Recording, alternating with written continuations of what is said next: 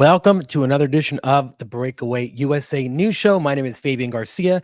If you're joining us for the first time, welcome.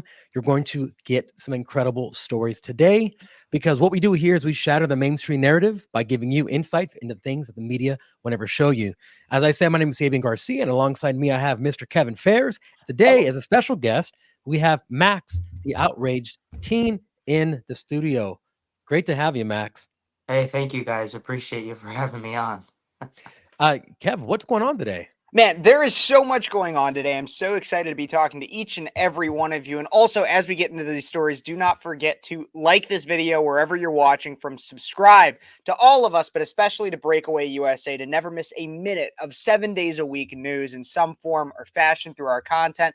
And make sure you guys are commenting. Be involved in the conversation. We want you to be there. And especially on this next one, because is New York winnable for Republicans? Could we be flipping New York red? Well, in AOC's home district, Trump had a rally today, is currently having a rally there that is record-breaking attendance from what I'm hearing. Yeah. So I know we have some video of what he's doing out there. He's doing a campaign speech. Trump in the Bronx, everybody. Bronx. And he is out there. He said he was going to do it, and he's doing it. Well, right. Well, I'll tell you this. I was surprised to see so many black people there because apparently they don't know what a computer is. I know. They had no idea. How were they going to figure out about this rally in the first place? Without a computer. Right. Exactly. Come on. Absolutely. So I know that we have this video here just a little bit. This is from Benny Johnson. Yes. I can pull it up here. And then what else? What other stories we got going on, Kev? Oh, I'm sorry. I forgot I was going straight into the Bronx one. This is why we don't have everybody. David is predisposed. If you're used to watching this show, David is predisposed, and this is not usually my job. And so David is the one. We not only do we have the Bronx, we also have the anti-crypto. Let's go, bill, Kev. the anti-CBDC bill, which was passed in the House. And I know Fabian is going to lay out all of that for us. We also got store owners. Should they be allowed to shoot thieves, to shoot shoplifters? Max, our guest host, is going to help us out with that. And of course, we're also going to have Kev's quick hits. Can't wait for that one. Oh, actually, you know what? Max doesn't know anything about what that is. So I'm excited for him to kind of hit the ground running on that one. Don't worry, Max. I'm going to show up to your door during the show and beat the living crap out of you. That's what Kev's quick hits is when we have. That's why we invited the 17-year-old to the fight. I knew I could win. Well, once law and order is restored, you'll be going to jail with no zero bail. Wow, that's a promise. See, that's the thing is, I'm white. I'm white. I'd get thrown in jail no matter what. That's how the world works now. Yeah. Well, you'll get thrown in jail just for using racism against me. I'll just use my protected class status, and there you go. I'll get you in there. There you go. That's called using the system for your benefit. And like that, I'm a woman. Anyways. So we got Trump in the Bronx right now. It's going crazy all over everything. And it is throwing everything out of whack, even some of the organization of this show. But let's take a look and a listen at this piece of his campaign speech today. Trump in the Bronx. Take a look. Never seen before, frankly. I think we can do that, too. We're going to be helping them a lot, much more than anybody would expect. It doesn't matter whether they're Democrats or Republicans, because this is about our city and our country, and it's really about the people, and in this case, the people of New York City, New York State. We're going to make you very, very happy.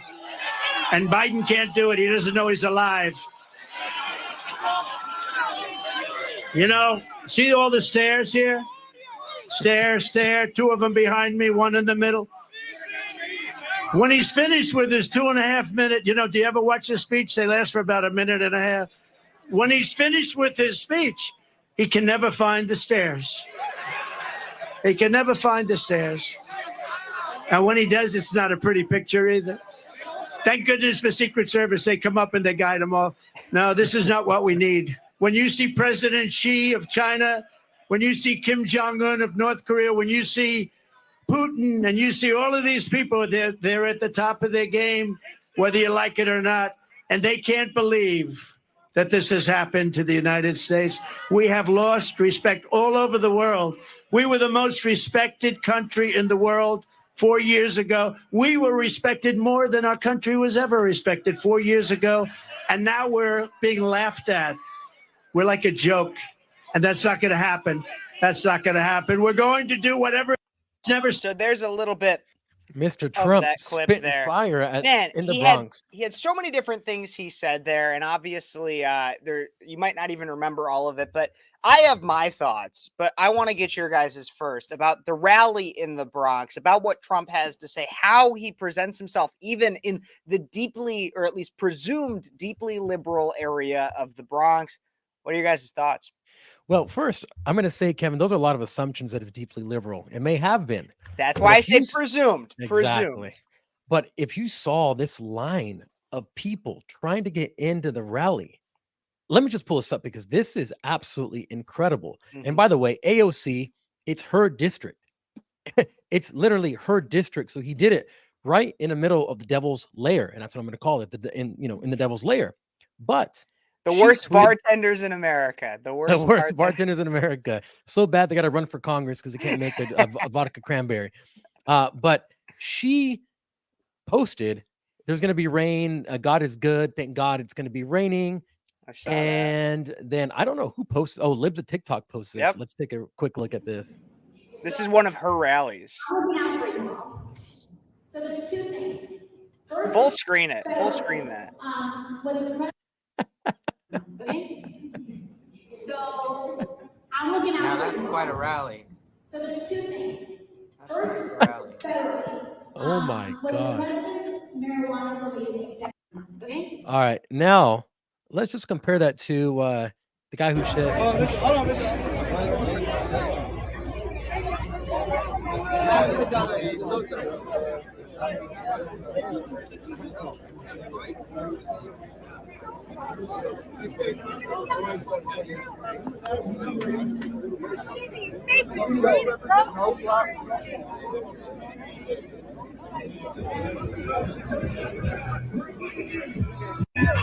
Anyway, this goes on for like a minute. I mean, Yeah. it was last I saw something like 30,000 people, which is Yeah. just insane. Right. Well, and the difference between AOC and Trump is Trump doesn't have to worry about half the crowd shouting ceasefire in Gaza. So, doesn't have to worry about half the crowd not even listening to him to begin with. AOC's got all those people in mass, but if she had that building full, it probably would have been full of protesters, people that really weren't there to support her, but were there to shout, "Hey, what's going on? How come you're not voting for this ceasefire here?" It's just like you said, it was presumed liberal. I wanted to point out that the congressman from District 15 in New York was trying to race bait a little bit by saying hey, most of those people aren't from the Bronx. They're coming from outside of the Bronx. They're going in. And I don't know that that's necessarily true because I saw a lot of minorities there and people that arguably are from the Bronx at this event. And Well, there was even this Puerto Rican that got up on stage and made this endorsement, even though he had broken English. yeah, absolutely. Well, and even along with that, if you notice, the thumbnail that I made for this video has a sign that says "New York Hearts Trump." Like the thing is, yeah, sure, maybe there's some people from New Jersey, from surrounding states, Right. or they're not even necessarily from the Bronx, but they're coming in from New York. The thing is New Jersey, where Trump had a record-breaking political rally, traditionally liberal. New York, where Trump is now having a record-breaking rally, traditionally liberal.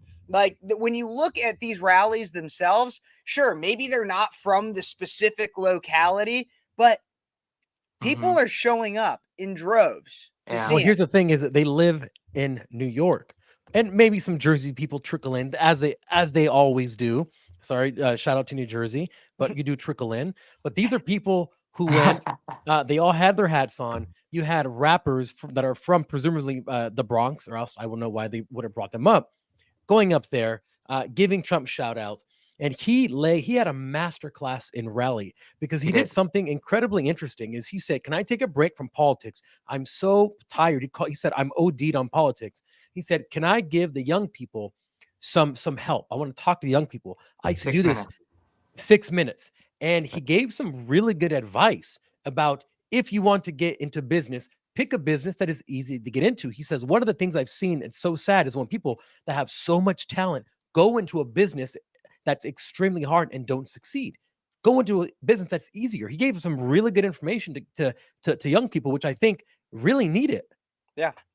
No, absolutely. And along with that, there's even another big thing that I really noticed when it comes to this rally. And I want to bring that clip on that we started this with. And Fabian, I'll need your help in making sure that we organize clips and everything. But I wanted to bring this back up just because I want to show you guys, and I'm going to mute it and just like play for like a few seconds, just because what I noticed in this was not what Trump said, was not Trump. It wasn't Trump. I'll be honest. 2.5 minutes. You know, do you ever watch this speech?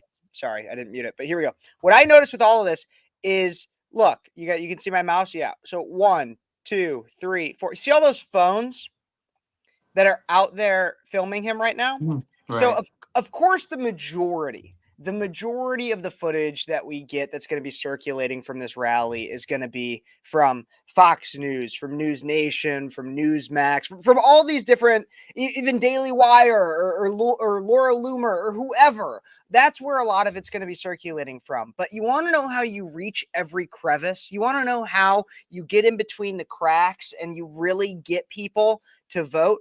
And to vote for Donald Trump, and you get the people that would not traditionally vote, is when they get this video from their friend, right, from the Bronx. And this is what Donald Trump has been so good at, is he can connect and control the media. When I say control the media, not just Fox News, not just MSNBC, CNN, Washington Post, all your lamestream bullcrap. No, he can control your average person.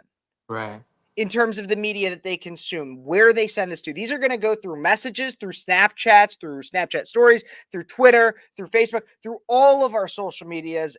And it's happening, and you can see it. There is at least a dozen phones right there. There's a dozen videos that's going to go. If each of those go to at least one person that wasn't at that rally, that goes to 24 people, and then that gets shared, and that gets shared, and that gets shared. And that's called exponential growth, everybody. And that's how we win in 2024. Well, I was going to say this. People will make statements like, oh, that proves that the 81 million votes wasn't real. Yes, it was real, but I think the person that got those 81 million votes was Donald Trump and not Joe Biden. Absolutely. Well, the thing is, especially if you're from New York, right? New York has a preponderance of being straight shooters, right? Everyone knows, talk straight to me, don't try to BS me, because it's not going to work. You live in too small of a city for the amount of people that are there, even though New York's a massive city. I mean, there's a lot of people there. So the closer you are in proximity to other people, the faster you have to get around them. So you tend to be more short fused, straight to the point. I need to get there, move out of my way. Right. Donald Trump, this is his city. He was born there. He's lived there all of his life, most of his life. And he knows how to speak to New Yorkers. And he said something incredibly important. He said, Joe Biden's speeches are like 2 minutes and then he has to leave. In 2 minutes, you really can't get a sense of, do I like this guy? Is he real? Is he talking to me? Is he talking to me, not just at me? And Donald Trump, he has these very long rallies. I think it was well over an hour.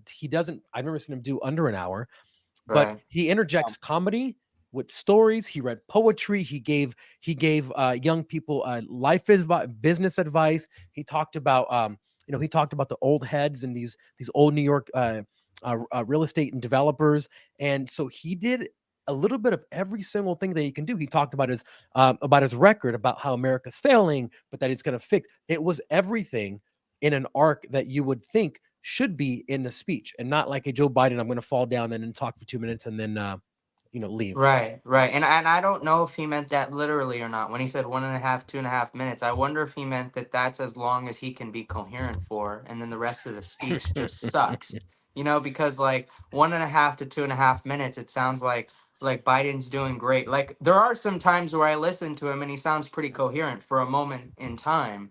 But then, eventually he'll start, slipping up. He'll start saying things that don't make sense, including that he was the vice president during the pandemic. Just stuff like that will start to slip into the speech. And then, next thing you know, nobody knows what the hell he's talking about. And I was worried that, like, at the State of the Union, he sounded like a drugged up guy, because I think what they're trying to do is like push him, make him to sound like he's really energetic. Like he's not Grandpa Joe. He's got like a middle-aged spirit. Like this guy actually can handle presidential politics. He can handle giving speeches. He can handle doing debates. That's why he's like, make my day, pal, or whatever, when he said to Trump. Yeah, he does these Clint Eastwoodisms. Exactly. That's what he does. That's his way of being tough. Like, I'm gonna get you, sucker. You know, or Yeah. something like, Well, come on, it's dude. all What are you, fake though. 100 It's years a old? art.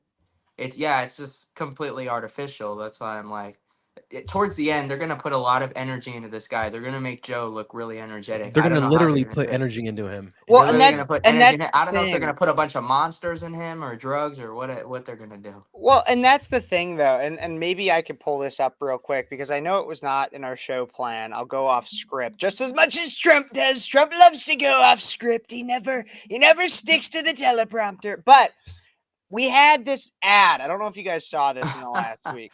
We had this ad in the last week that Trump, it was a crowdsourced ad. It was not made by the Yeah. Trump campaign. And in it, briefly, it said something. There was a news headline that was part of B-roll that said a unified Reich. I don't know if I can, maybe Fabian or somebody could find that ad real quick. We could pull it up. We could play it.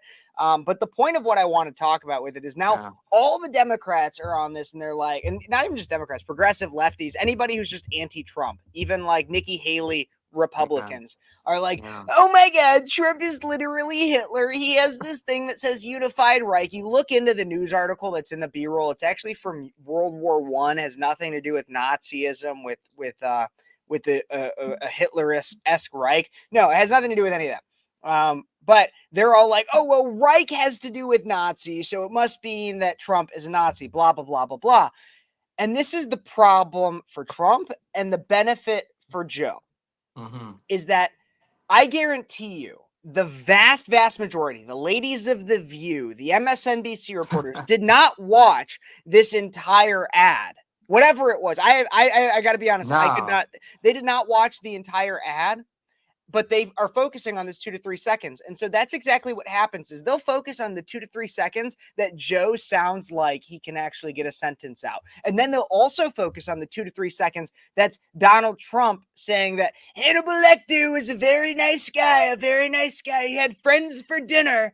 And they'll focus on that. And then they won't hear the like minute and a half before that talks about how we need to bring back insane asylums. Basically, it talks about the mentally ill and how he's making a joke, and that's the problem. That's why you have Democrats out there. It's ads like that because they take everything out of context and then do not do their research, and that's the problem that we're seeing, and that's why Donald Trump fails with even the average person who just wants to watch CNN, maybe just to get like a dose of the news, and then they get a whole like propaganda idea shoved down their throat. Right. They don't get news. They get an opinion piece. That's what they get from all these people that are just unhinged. And we know that The View's unhinged, especially if they didn't have a problem with, the WNBA, this idea of these women players being successful and how they need to get their fair share and they need to be paid just like men. But once Caitlyn Clark comes in, views go up, more people are in the stands, more people are supporting women's basketball.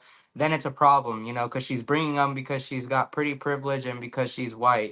They wouldn't have had an issue if it was a black player bringing all of that. But honestly, they should support women in general. They should stop with this identity politics because that's what it is when they're basing it on, she's bringing it on because they're white and just it's ridiculous. You're And so absolutely right. They have no credibility when it comes to other topics. You're eating into the quick hits. So let's make sure that we don't need it because you're going to have to learn what the quick hits are. That'll be one that we talk about, everybody previewing that. But we do want to make sure we give a great shout out to our sponsors. So Fabian, do you have that queued up? Yeah, let's actually go to commercial for a second, gather our wits, and then we're going to come back because we're going to talk about a very important bill that just passed in the House. We'll be right back after this.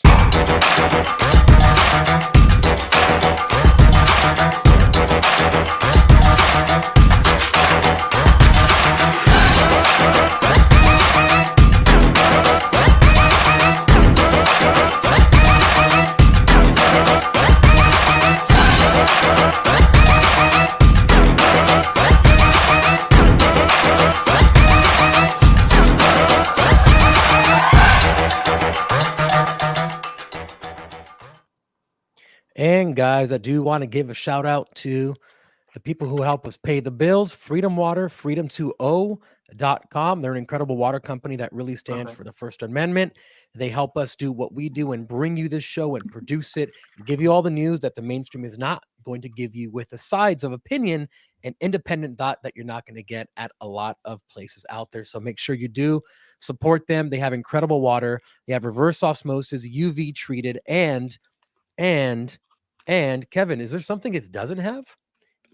There's from what I understand, there's no fluoride I in was this about to say. water. There's no fluoride in this water. So it's Oh, not yes. turning the frogs gay. It's not turning the fish gay. It's not turning you gay.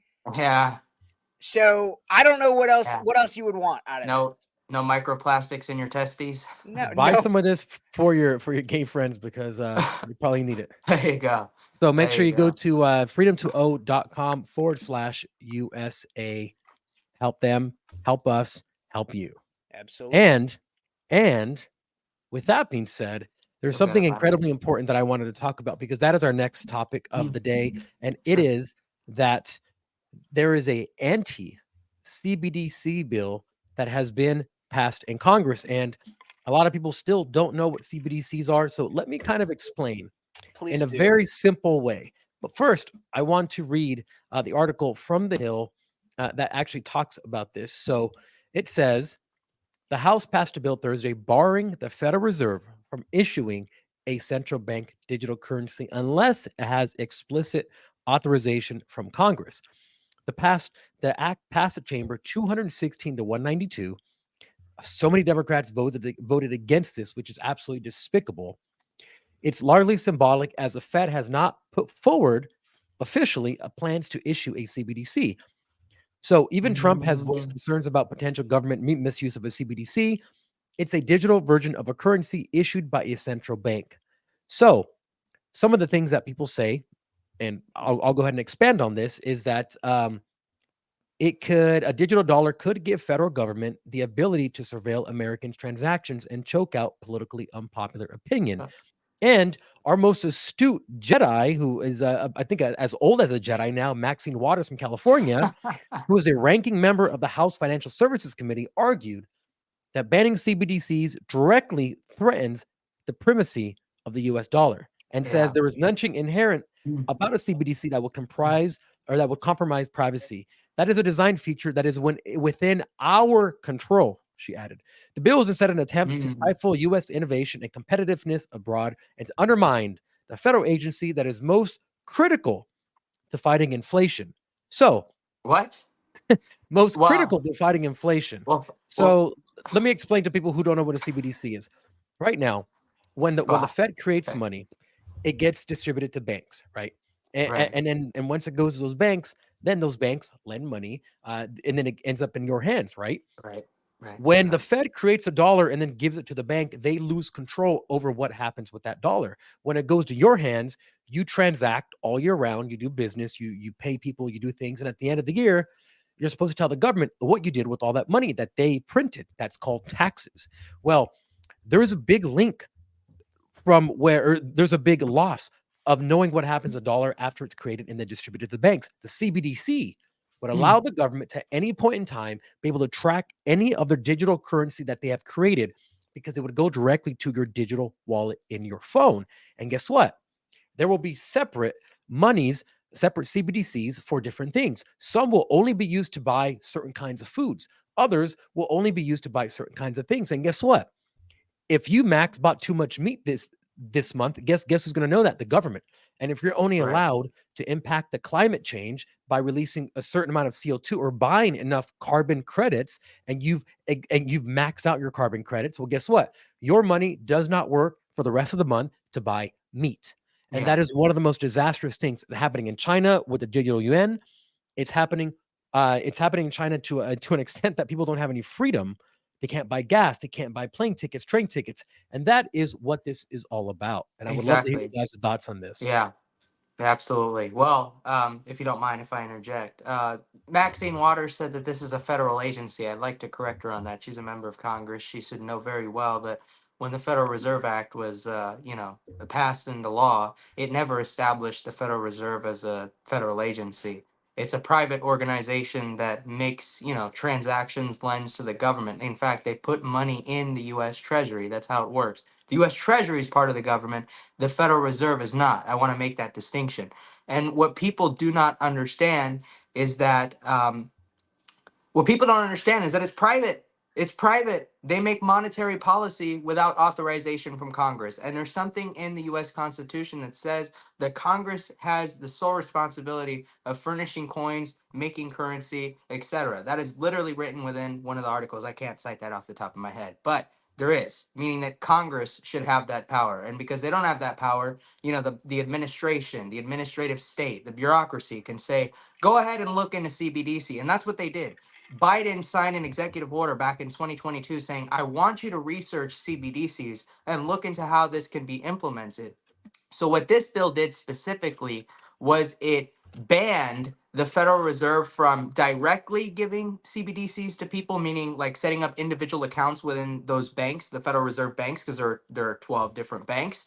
And it also banned them from indirectly giving it to people through, you know, whatever bank you're with, like Chase, Wells Fargo, etc. I read the bill myself, so I understand the provisions and what exactly it's doing. They don't want the federal business really, they don't want the Fed really doing business, at least digitally, with the citizens at all. And like you said, they can just go ahead and track purchases. They can put quotas on stuff, and then if you're, you know, passing the quota, you can get in big trouble. That's the issue: is tracking and control.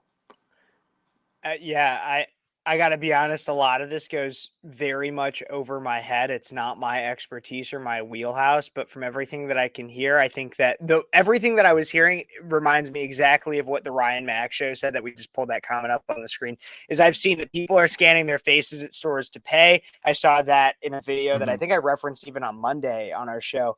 In Dubai, I saw that happening in Dubai, and I know that there's some people, and I know, Fabian, this is a conversation we still have to have about the advancement of tech and everything like that. And one of my biggest qualms with the advancement of tech is that I firmly believe the government will always utilize it and co-opt it for purposes of surveillance and then ultimately control. And that's really where I have a problem with all of this stuff, is it seems to be a lot of things that the average person, even me, who I like to think that sometimes I'm a little smart and in tune with what's going on with the government.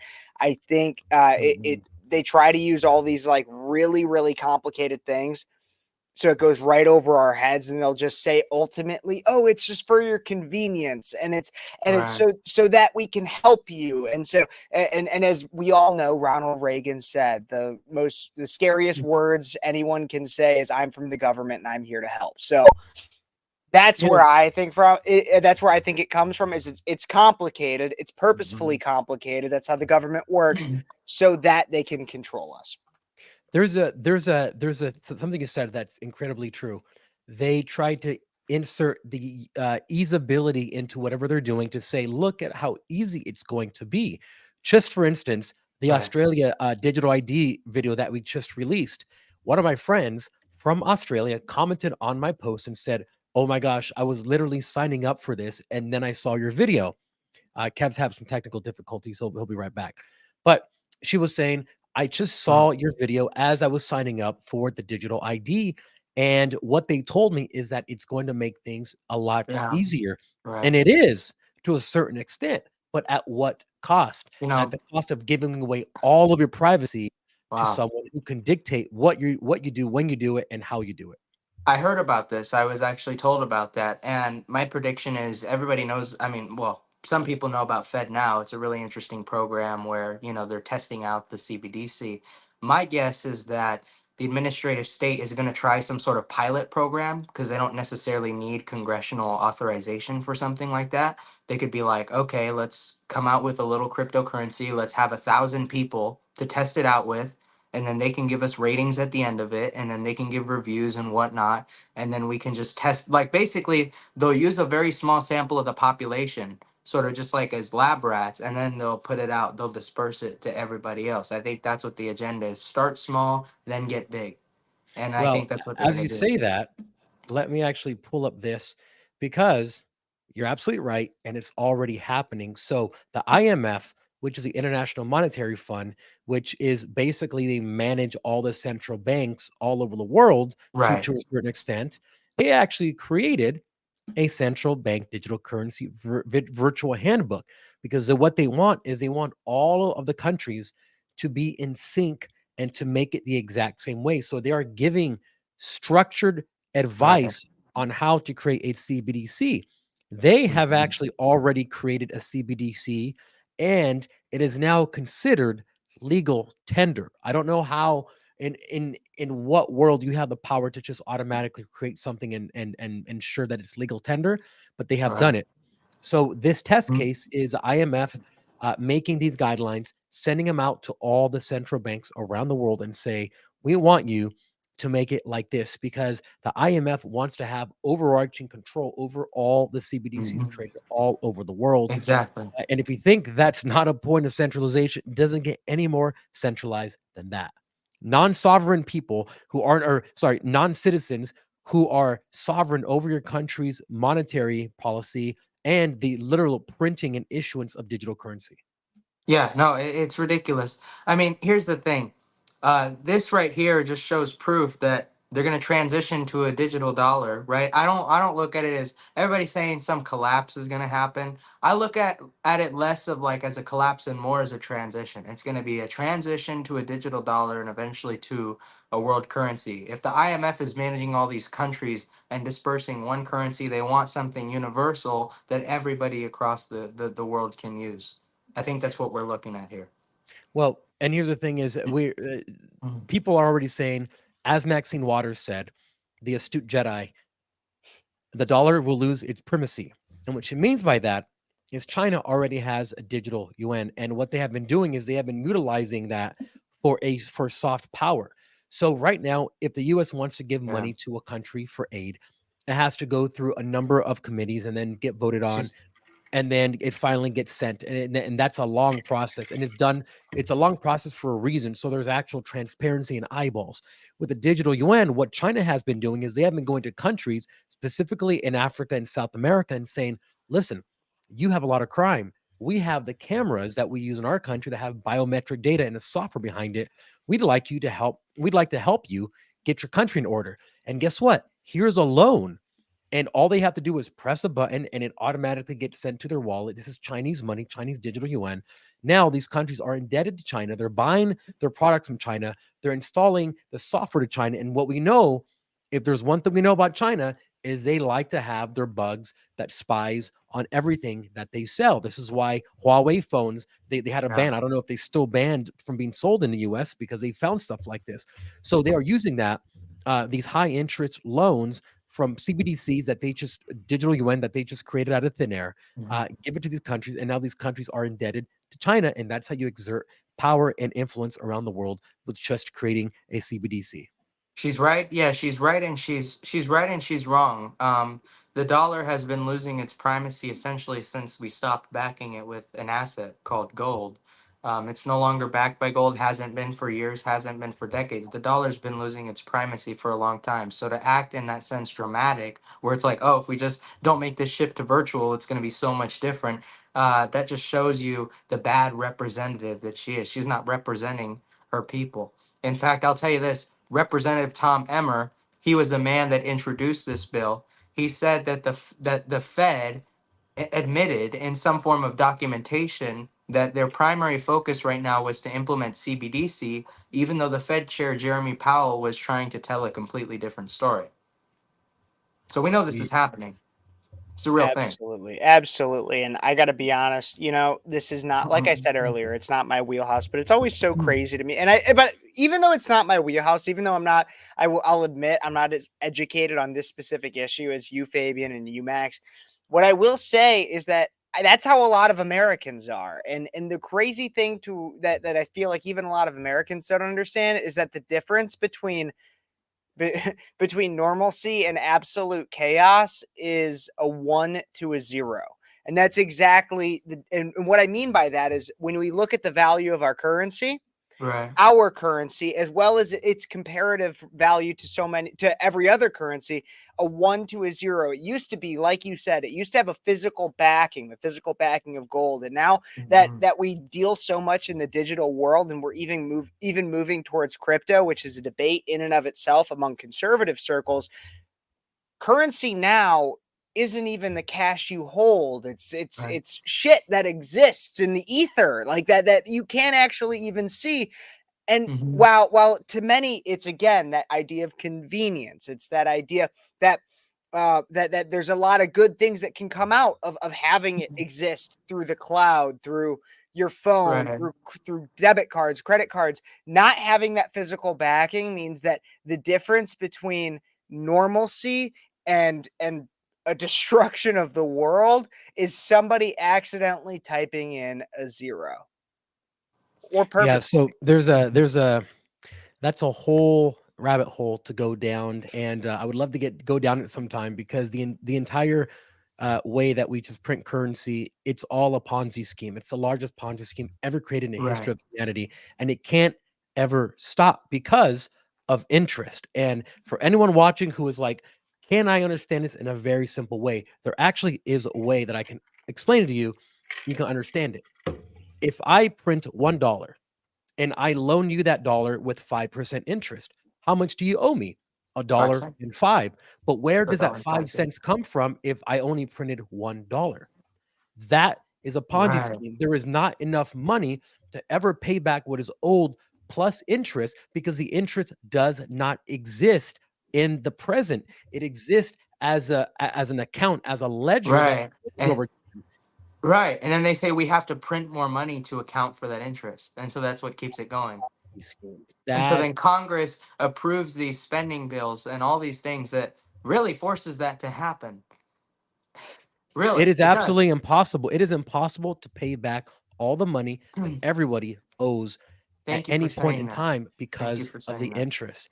And that is a Ponzi scheme. And that's why they keep trying to say, well, we need to collect more taxes. Well, everything is to, and then here's the thing with the financial systems, they add layers of complexity to make you think it's this grand system, but all they're really doing is they're trying to patch up the inadequacies of the system by adding more financial instruments and derivatives and all these fancy things. Like Kevin, you were saying, a lot of people don't understand, and they make it specifically hard to understand for that reason. It's just smart people who understand that the system is inherently a Ponzi scheme, try to add layers of complexity to delay the Ponzi scheme from exploding. And that's what we've been seeing all along. Right. And let me, sorry, go ahead. I think you looked. No, I was done. Go ahead. I just wanted to say this is your perfect excuse, everybody. If you're worried about getting that car because you're worried about going into debt, if you're worried about going to law school because you're going to go into a lot of debt, it doesn't even matter. It doesn't actually exist. It doesn't exist. Thank you, Kevin. That's what I tell everybody who is stressed out over their credit cards. I'm like, your stress is real. The shortening of your life from stress is real. The money doesn't exist. The credit card companies are not going to lose because they just increased that doesn't exist. They just gave you something and that doesn't exist, and you have to pay it back. If you don't, guess what? They write it off on their taxes at the end of the year, and they just pay less taxes on money they did make. Yeah. No one losing. Right, You are the ultimate loser. That brand new 2024 mid-engine Corvette, that's real. The money that you owe on it, nowhere to be found, man. Right. That's exactly right. That's what people don't understand is standard deductions, and that's something that that debt gives you that advantage. Debt gives you that advantage of having a standard deduction, and that's why people should read the tax codes. The IRS the booklet is very big. I can't say that it's not. But you made a very good point. You said, "Look, we're never going to pay off this debt. Never. I don't care who you elect. I don't care even if you put in Donald Trump. We're not going to pay off the debt because of the system that we're under." And right now, we have members of Congress, actually, I don't know if you saw, supporting a bill called, it's basically about ending the Fed, from Thomas Massey. He basically has 22 Republican co-sponsors. And I got to say this, if your representative isn't co-sponsoring that right now, you should probably fire your representative, because they're not representing you. They're representing the bureaucracy. They're representing the intelligence agencies. They're representing the deep state. I like to call them the deep state. That's who they're representing. They're not representing your district. Yeah, there are literally tens of thousands of laws and bills And I really like what Elon Musk said quite a while ago. He said, if you want to make a good country, for every law that you pass, sunset 2 laws. I mean, it's really simple. You want to put a new law forward, find 2 that you're going to sunset, that you're going to eradicate, that are no longer laws. That's how you create a system where you have less bureaucracy. I think ending the Fed would be one of the most important things that we've done as a country since I believe its inception in 1913, which was basically a bunch of rich bankers like, Chase and Rockefeller and people like that just got together and said, hey guys, how can we control the whole damn thing? Yeah. And Well, Paul let's make a Warburg, boys yeah. club. Absolutely. And Wait, there's you guys, sorry, somebody. I have to announce something that That's just what happened. That's Okay, go what ahead. You I do it, was guys. gonna say. Okay, There's, you there's do it, guys. one person this whole show I've just been wondering, what does he think? What does he think? What does he think? Especially as it comes to money. Our favorite Jew, David. Hey, your favorite Jews here? you go. What's going on? Way to bring me in for the money segment, right? And Max, That's it's great to hilarious. meet you, man. Money. Hey, I appreciate that. Maybe you can get me in at Goldman Sachs. Just kidding. I was just thinking, all my anti-Semitic jokes, I'm gonna just be like, don't worry, I have a Jew friend. There you Yeah, go. don't worry. I have a Acknowledge- Jew friend. There you go. He runs Hollywood, he runs the banks, like he does it all. I got Hey, it all. good to meet you, man. Good Good to to meet have you you. as well, Max. Been listening to this awesome segment. I literally just got home, so sorry that I'm a little fashionably late, but awesome segment so far. And hell yeah, that the bill or the House passed this anti-CBDC bill. I have to always say it slow. I rushed through it and it ended up sounding like that alphabet soup mix that they got going on. But How do you say it, Kev? Legibitica? Legibitica. There you go. Legibitica.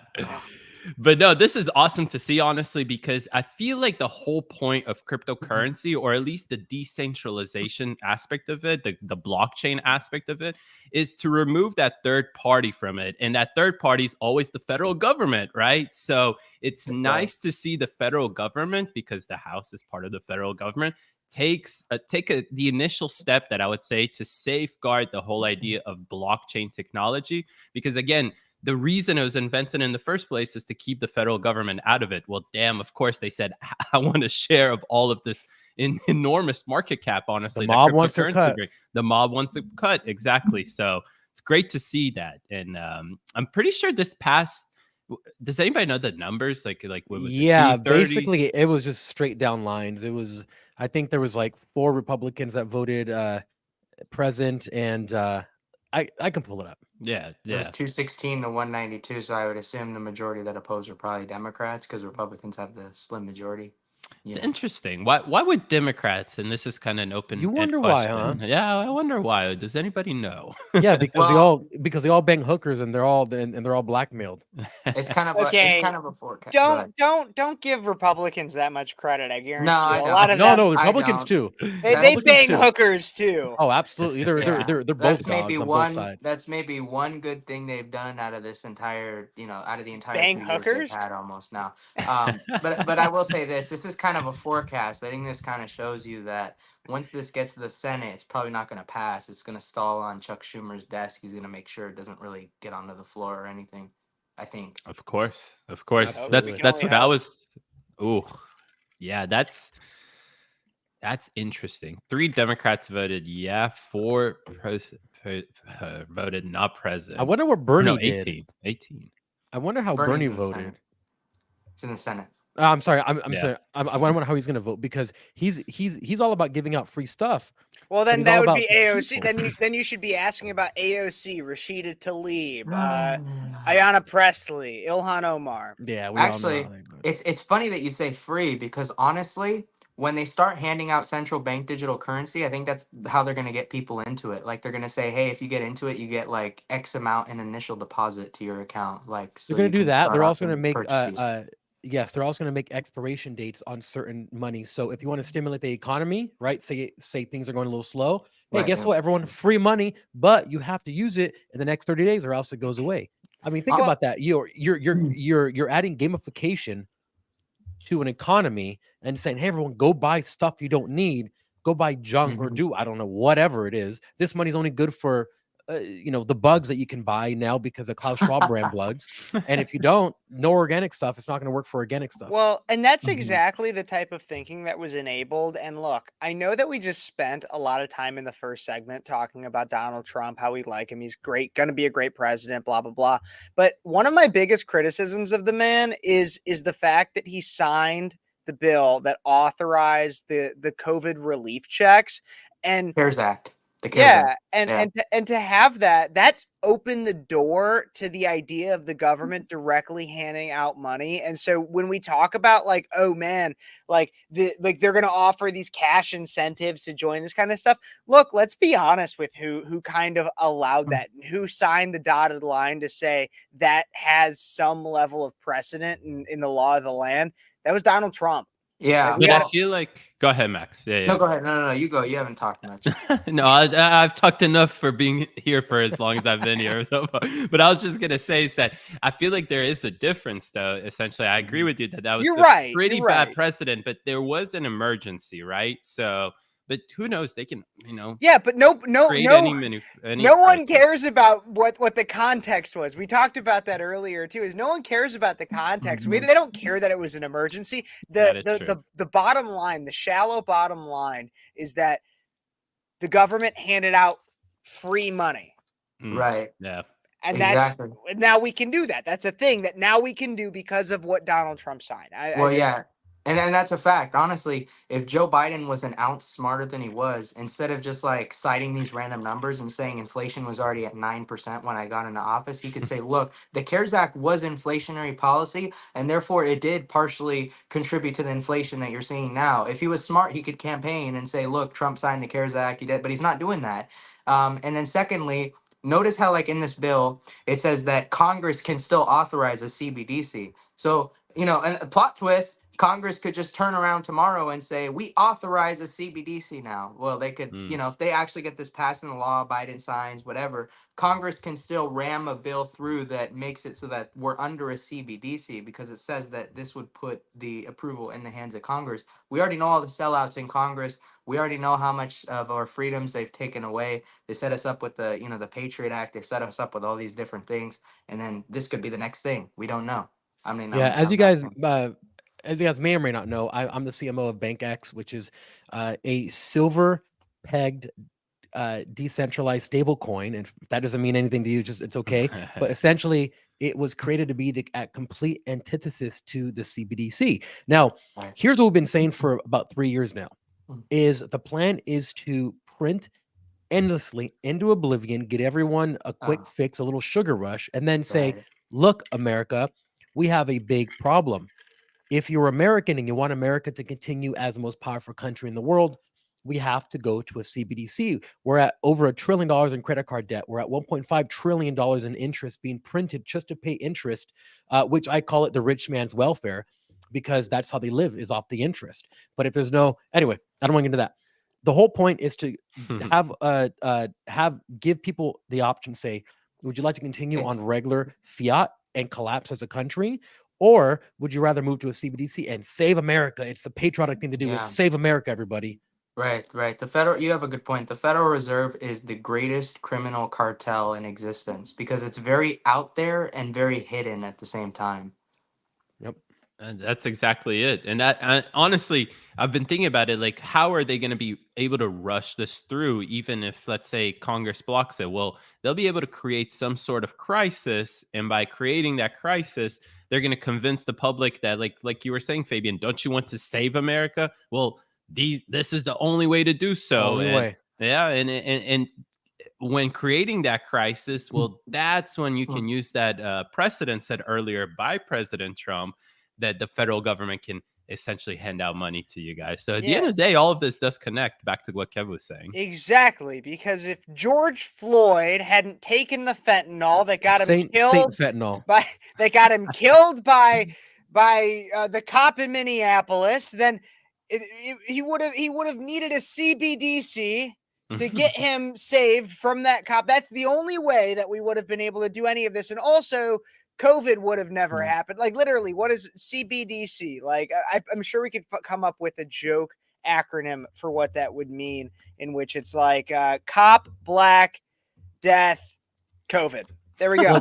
Look, Exactly. That's why we need it, everybody, right there. yeah, I mean, look, at the end of the That's day, funny. if Saint Fentanyl had That's a good one. some CBDC where he can buy cigarettes, he wouldn't have to steal or use that fake $20 bill. I mean, it's just Exactly.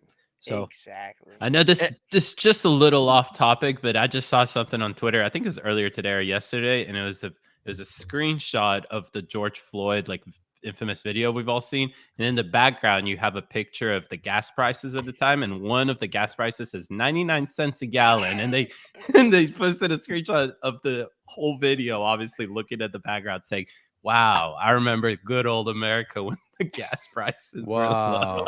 I would kill for these prices.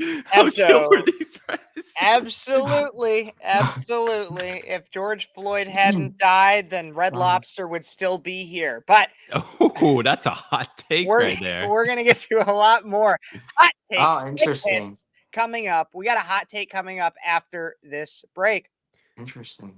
Yeah, we're gonna go over can store owners shoot thieves? This is Max, everyone. So I'm really excited and interested to hear what you have to say right after this. Blah, blah, blah, blah, blah, blah, blah, blah, blah, blah. What are you talking about? Here, have some freedom to up. Now, the Constitution is awesome. That's what it is.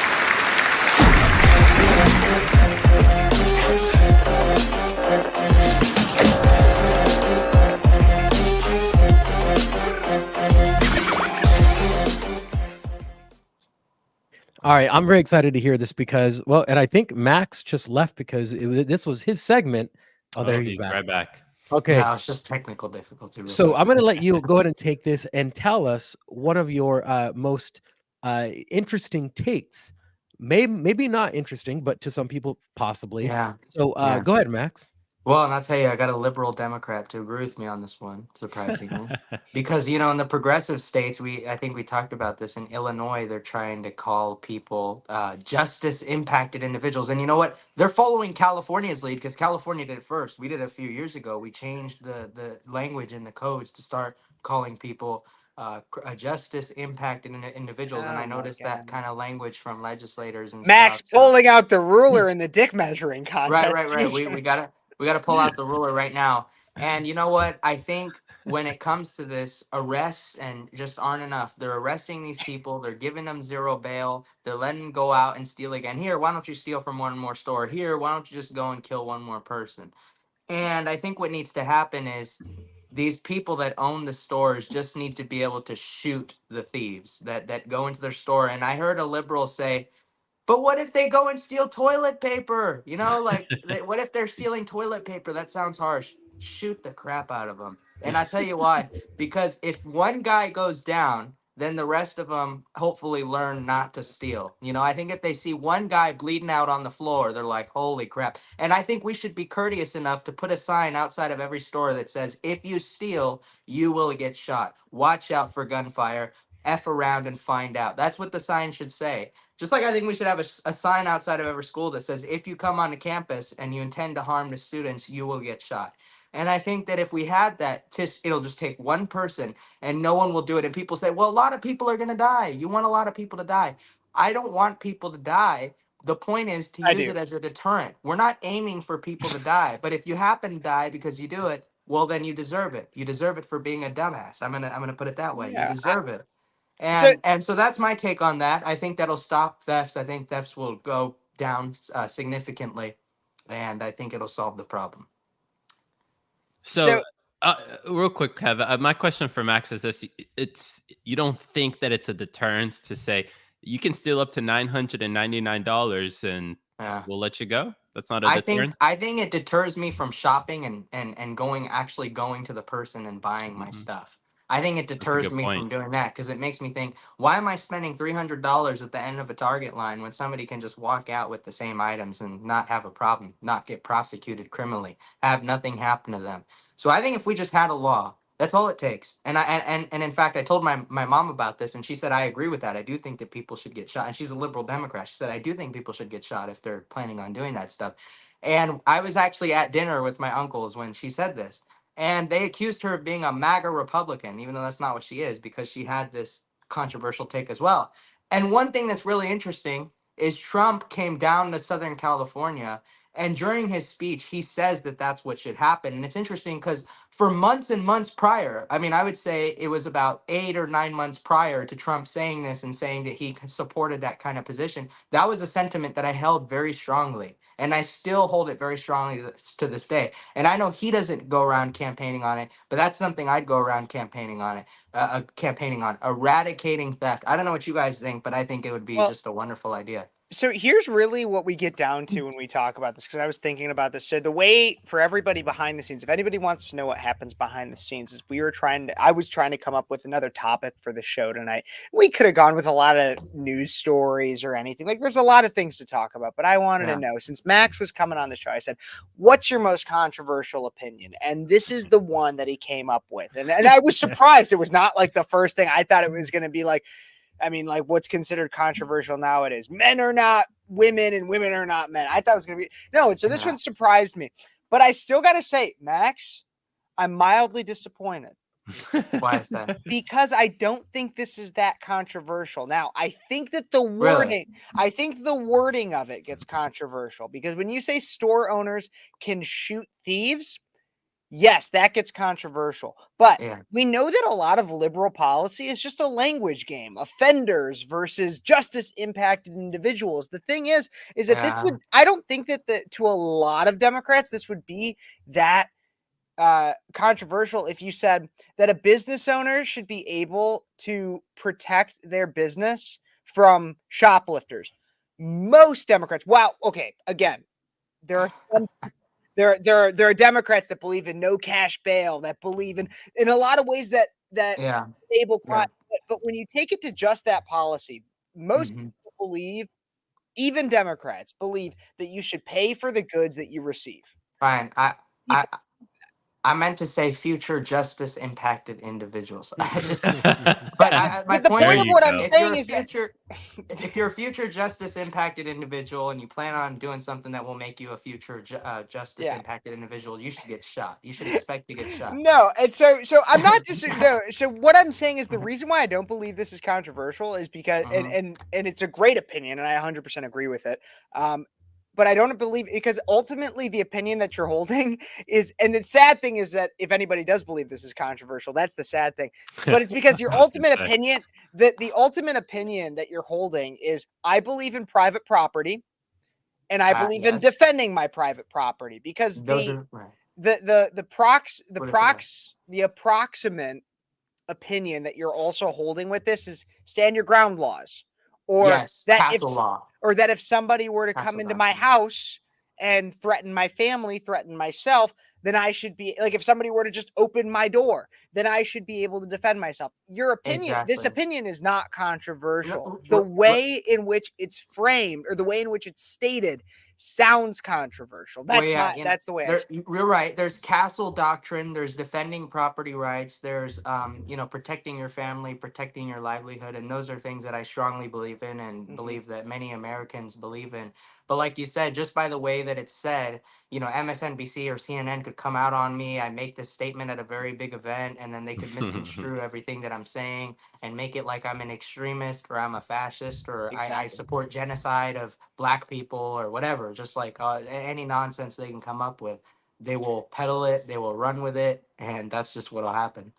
So I wanted to wait to go last on this, because I wanted to get all of your takes, and I love that I just sitting and I'm listening, because there's a deeper reason why this is happening, and I think you guys know it. And if you don't, when I say it, you'll be like, because everything that you're saying is absolutely correct. Private property, castle law, defending your family, having morality, but there's a reason why this is allowed to happen, because essentially what is happening is a law is not being enforced, and when a law is not enforced, right, this kind of anarchistic, not even anarchy, it's just immoral actions, and the government goes in and says, well, I guess we need more government because the government failed, so we need to have more government. It's an ever-growing bureaucracy. But then you ask yourself, why is this even allowed to be to happen? And I actually want to pull up a story, and I'm going to give a shout out to Young Americans Against Socialism, because I was going through their blogs and I found this interesting article. And if you guys know me, I love learning about Marxism and the deepest reason why.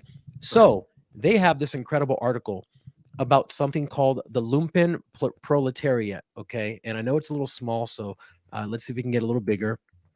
But there's something called the lumpen proletariat, and it is seen as the most degenerate and low of low people in society. And so in Marxist ideology, the lumpen are considered the lowest group in society, so oppressed by the capitalist system, which include prostitutes, vagabonds, degenerates, swindlers, gamblers, pickpocket, brothel keepers, beggars, convicts, and criminals, are devoid of class consciousness, as Marx put it. He said, we cannot use these people. They do nothing for us. Well, I the agree. Germans, Useless. the Germans always figure One out a thing. way. So the Socialist Democratic Party of Germany figured out a way to make use Yeah. of the lumpen by enabling their degenerate behavior, lawlessness, drug use, prostitution, in order to further advance their agenda. Interesting. Then Mao Zedong picked up on that and used the exact same thing. Now let's cut to Herbert Marcuse, because Herbert Marcuse, who's the father of, who basically mentored Angela Davis, who is the former, she's a black lesbian feminist, ex-communist vice presidential nominee, who now we know whose family was actually on the Mayflower, who says that all the Americans colonized, etc. Okay, so Herbert Marcuse was a guy who mentored Angela Davis, and he, at the Frankfurt School, which was the basis of critical race theory, said that he hoped for a revolution of the lumpen proletariat, the social outcast, but led by intellectuals. Now, you tell me, that was in 1970. You tell me if you think that exact thing is happening now. Pretty incredible. Yeah. Yeah, I mean, what do you call it? BLM, abortion, pro-abortion protests, all these things. Probably some of the most degenerate people, but funded by the most intellectual people. I would argue that Margaret Sanger was pretty intellectual, if you ask me. She's pretty Planned Parenthood. She had these diaries and journals and listed all these things that she believed about a very specific group of people in America and how Super she felt racist. about them. Right, super racist. Actually, super racist doesn't even do it justice. She's like the ultra. But that's how you get an intellectual to lead non-intellectuals, because the non-intellectuals are dumb enough to listen to the intellectual that probably hates the non-intellectuals. No, There's absolutely. no Well, I closure. was even thinking about this earlier today. I think it was not just the Margaret Sanger thing, but the entire idea. And this is getting into a further thing, so I'll try to keep it brief. But the entire idea of intellectualism, of experts, of people in academia, everything like that. I've been told often that I think a lot, that I think too much, even in some cases. And that's not to say that I'm smart. My purpose for saying this is because there's a lot of people that think a lot, but the thing that makes somebody intelligent is what they're thinking about, because there are a lot of people that think a lot of things, but there are a lot of bullshit. Yeah. Right. And stupid shit. And so I want to clip. Go Kevin on saying Twitter. Bullshit. Go on Amen. Twitter. Kevin, Go what on was it Twitter. again? Bullshit. It's absolute bullshit. Amen. And so if you go on Thank Twitter, you. you can see a lot of these people that think a lot of things, and it's all bullshit. Amen. No, thank you for that, because like you said, everything is spearheaded by intellectuals, meaning that like so many people in this country believe that all truth comes from authority. Like that's why they don't research stuff. Like all truth comes from the top members of the top institutions, the top members of academia, the top people in the medical field. There's no science beyond that. There's nothing that can disprove any of these people. And many people will cite these people and say, well, because they have a doctoral degree, that makes them correct. That's an appeal to authority, logical fallacy. You're assuming that truth comes from authority. And normally what that kind of mentality leads to is a regime, because that's what regimes believe, that's what people that love regimes believe, is that all truth comes from the regime. It cannot come from another source. It cannot. That's what we're headed for. The state's always right. Max, I want to kind of circle back to the beginning of this segment. Sure. You chose, I feel like at least you choose your words pretty carefully. You don't group Democrats into a single basket. You called your mom a liberal Democrat, which is why you said she agrees with these certain talking points that may be perceived a little bit more conservative. Do you believe that there's a difference between, let's say, a liberal Democrat and a progressive Democrat? Or is this all the same stuff? I think that there are some differences. Yes, I do. I think that there are some fundamental differences. I think I think a liberal Democrat might have some concerns, like some valid concerns about the environment and whatnot. But I think that a progressive Democrat might go on about climate change and how we need to restrict people's freedoms and, like, do these climate lockdowns, and like how we need to all switch to electric vehicles. Whereas just, a pretty moderate kind of a Democrat will have some general concerns about, well, how do we farm and use less resources? How do we do these activities and use less resources? Not trying to be all controlling using the term climate change and, implement all these policies that are going to end up impacting people's choices. Yeah, But I like that you and said on that. this, I was going to just quickly say, Fabian, on this topic, do you believe that, like, I would say liberal Democrats align themselves more with the people on the right side, who obviously understand that, like, store owners shouldn't be able to allow $909 or $1,000 worth of stuff be stolen out of there? And are liberal Democrats basically more aligned with conservatives than they are with progressives on this issue? You know what? I will have to say yes. I live in a state where the vast majority of people are concerned. I mean, there was a poll that came out from UC Berkeley showing that people, regardless of party in California, are relatively concerned about the direction that the state is heading in. This is Democrats and Republicans together. Now, I think, unfortunately, that the Democrats are getting what they deserve, because they're from their frame of view, they're voting for guys like Governor Gavin Newsom, and I am always asking them, like, why are you voting for this guy? You say you don't like this guy, but you're voting for him. Why is that? And they say, well, because we don't want an extremist MAGA Republican. And I'm like, well, then you're getting what you deserve. That's what you're getting. You're getting a guy that's pro-criminal. You're getting a guy that's pro taking away your right to drive a gas vehicle. You're pro a guy that's, getting into all these budget deficits, that's taking your money and doesn't know how to spend it. So you're getting Max, what you deserve. here's what you should ask those people, and this is what I always ask people, because everyone has an idea of what a ultra MAGA conservative governor or whatever would be in office. The question that I always ask people whenever they make a statement like that, right, is I'm not going to assume I know what they mean or what they're scared of. I ask them, what would that look like to you? Right. Explain to me what an ultra MAGA governor, what would that look like? And allow them, most of the time, they're not going to know what the hell, they have no idea what to say. But Right. what they That's a good point. say, you can say, okay, let's actually talk about that specific point, right? And this is how you have a conversation with people who have this preconceived notion of just the boogeyman is there, and if I don't vote for Newsom, it's going to be this ultra MAGA right. Okay, well, what's a world like that look like? Does it look like there's more law and order or less? Yeah. Okay, would you like that? Okay, so what's next? Because Right. it looks like you're in agreement with me. What's next? Right? Lower taxes? Is that a bad thing? Right? Yeah. And then you get people to be like, you know what, actually, and then this is how you expose them to things without directly confronting them and say, you're stupid, you're wrong, Right. liberalism is dumb, or whatever it is. No, absolutely. Right. And even with that, I even just building off that briefly is I call it the what is a woman defense, because every time in What is a Woman, I'm not even kidding you. Every time in What is a Woman, when somebody would be like, well, a woman is a woman or something like that, Matt Walsh would be like, but what Circular is reasoning. that? And that's Yeah. what I say all Yeah. the time. I was in a Twitter fight earlier today that was like, you're a Trumpist, fascist, neo-Nazi. And I go, what is that? And that's what I always do. I always just ask, what is that? What do you mean? And then they're like, the fact that you don't know means you need to educate yourself. And I'm just like, that is the most bullshit way of saying I have no idea what I'm actually saying. It's exactly or they make a statement and then you ask, what do you mean by that? And then they say, look it up. Yeah. That's their go-to. Like, look it up. I don't have time. Fabian time gave to explain. excellent advice. Fabian gave excellent advice because he said, why don't you inquire, instead of assuming what they're saying? And you're right, because many people will get behind the idea of law and order. And the polls are showing that many Democrats, and I believe that there are many reasonable Democrats out there. I believe that if they're not under the hypnosis of the mainstream media, you can find some very reasonable people. And the polls show overwhelmingly that they're pro-cop, they're pro-law and order. They want to see criminals in jail. They want to see them in jail for a very long time. They don't want all these mass releases of violent criminals that you're seeing these days. And that's what the polls are showing. But they're voting, to the left because the left is doing all this fear mongering about, well, if you vote a different way, then you're just going to get hell. And we know that's not necessarily true. Yeah, and the last thing I'll say is this: is leftism and liberalism cannot coexist.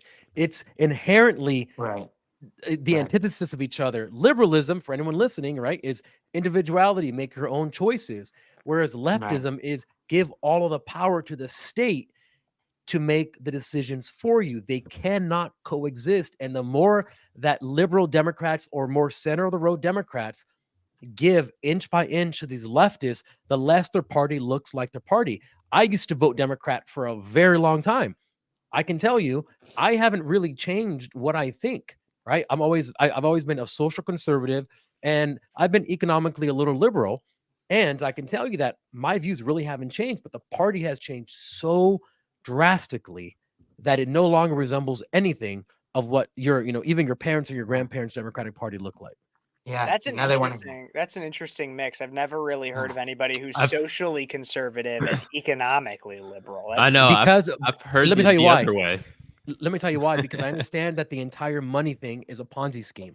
And Yeah. once you understand that, then then what I want is fundamental changes to happen to the monetary system to actually work for the people instead of us working to pay the interest of the rich welfare recipients, which is people who just earn all the interest. That is what I mean by economic liberal. I want everyone to be in control of their own finances and not be beholden on a Fed that can change policy whenever they want. Yeah, you sure you don't want to give me reparations for all the Mexicans that were killed in the Mexican-American War? Hey, you better give my family some too. We came from Cuba, so I'm sure we can sneak in somewhere. So we're good. And while you're at it, throw me some money for my family coming from the USSR. There you go. There you go. Kevin, we'll all give you a little bit of our money because that's how we Yeah, work. I was gonna say my It's people coming out came of here. Jeff's pockets, My right? my people came here because of the Irish potato famine, and so No. I'm not the colonizer either, people. Like I'm just Well, it don't matter. We'll just throw you in the bunches. You're white. That's fine. Colonizes farms to grow potatoes. Yeah, That's well, you what have we call it. colonizer mentality, so that's you close racist fucks. Like There you geez. go. It's bullshit, Kevin, right? It's bullshit, absolute bullshit. All right, speaking of other shit, enough. Yeah. Kev's Don't quick get 'em. hits. Guys, Right? I think I think something's coming up. Kev, Kev's you gotta give quick me a little hits. warning, boy.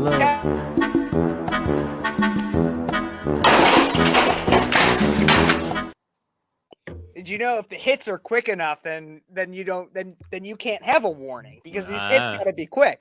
That's very We're true. Kev was getting that fired up. Fabian, I thought you were ready for it.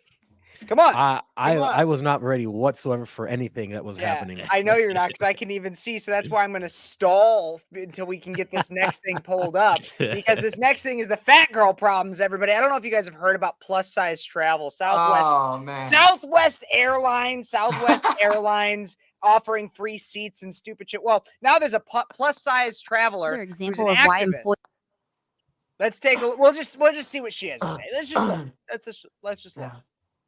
Training, a demand outlined in the plus-size travel petition, is desperately needed.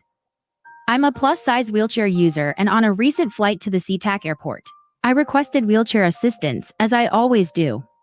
When it came time for me to deplane, I saw the employee who would be gosh. assisting me with my wheelchair waiting for me in the entry of the jet bridge.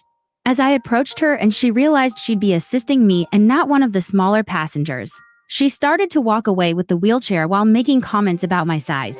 Even when I told her I really needed the chair and needed her to let me sit down in it, she blatantly ignored me and kept walking. I was then forced to walk up one of the longest jet bridges I've encountered and she didn't stop. By the time she let me reach the wheelchair and sit down, my lips were white. My oxygen levels had dropped and I almost fainted. This was my first time flying without oxygen. This woman just assumed I could walk and would rather me do that, instead of her having to push someone my size up the jet bridge. All the other attendants wheeled their passengers up the jet bridge, but my needs were disregarded. This is discrimination. Nobody should be treated this way. Share your story at change.org/size travel. Oh my! There's a What? website for it too. All right. Yeah. All right. So, Wow. long story short, fat woman was not allowed to use a wheelchair. Somebody wouldn't push her in a wheelchair. Look, personally, I think even a fit person, somebody who's relatively fit, would have a hard time pushing that tub of lard in a wheelchair.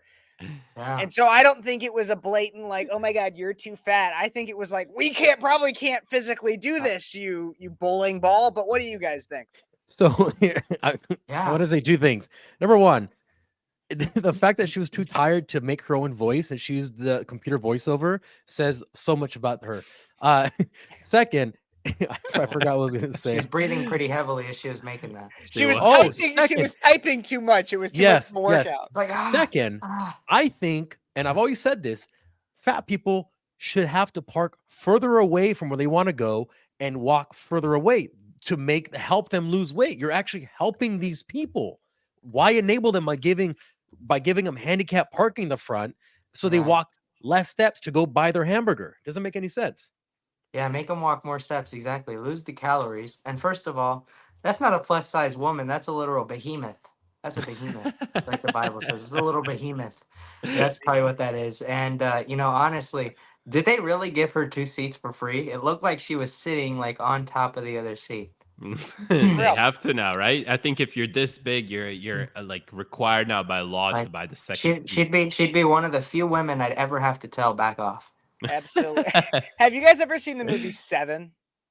No. Yeah, with Brad Pitt. Yeah, with Brad Pitt. Absolutely. So that the whole premise of the movie, to keep it short, is that there's a serial killer that kills people based on the 7 deadly sins. And so the one that's based on gluttony, the serial killer overfeeds this man, a man who eats too much. And I'll tell you, this woman is larger, or at least looks larger than the person they fill, or the doll they filled full of prosthetics to look like it had died from overeating. Just saying. Speaking of gluttony, we're going to talk about people who smoke weed next. 2 major marijuana studies. The first one is daily marijuana use outpaces daily drinking in the United States. A new study says. Yes, for real. This is out of the Associated Press. Daily marijuana usage has actually, for the first time, the number of Americans who use marijuana just about every day has surpassed the number who drink that often. A shift some 40 years in the making as recreational pot use has become mainstream and legal in nearly half of the states. And because this is quick hits, you guys can go check out all the statistics and everything about this, but that gives you the general gist. I want to get to the next story with marijuana because I want to connect these two. Within the same day that study was released, this NBC News article comes out. Teens who use marijuana are more likely to suffer psychotic disorders, a study finds. Teenagers who use cannabis within the last year had a dramatically higher rate of developing a psychotic disorder, according to a study published today. Research from Toronto found 11 times higher risk of developing psychotic disorders in teenagers. This is absolutely insane. These are things that we've known for a long time. Marijuana usage is linked significantly to mental health concerns, to physical health concerns. We even knew, and while it's become a meme, like this is your brain on drugs with the dare and the fried egg and everything like that. We've known these things. But isn't it crazy how within 24 hours we get 2 studies? First, that marijuana usage in the United States is up more than daily drinking, and that it's also linked with psychiatric disorders. Well, what if it's up more than daily drinking because teenagers can't drink? And so instead of drinking, they're using marijuana and they're getting those marijuana levels up because they can't do it. But it's like, folks, I got to talk to my peers here. Stop sneaking off into the bathrooms and smoking blunts. That's ridiculous. It's like Andrew Tate said, breathe air, breathe air, breathe air. Just breathe a little bit of air. All right. Don't harm your lungs, please. Do me a favor, or don't do yourself a favor. I don't know. I plead with you. I plead with you. My take on this is a little bit interesting because, listen, we've seen alcohol kill tons of people. Obviously, I believe that DUI is still the highest homicide, like the reason why so many people die in America every year, right?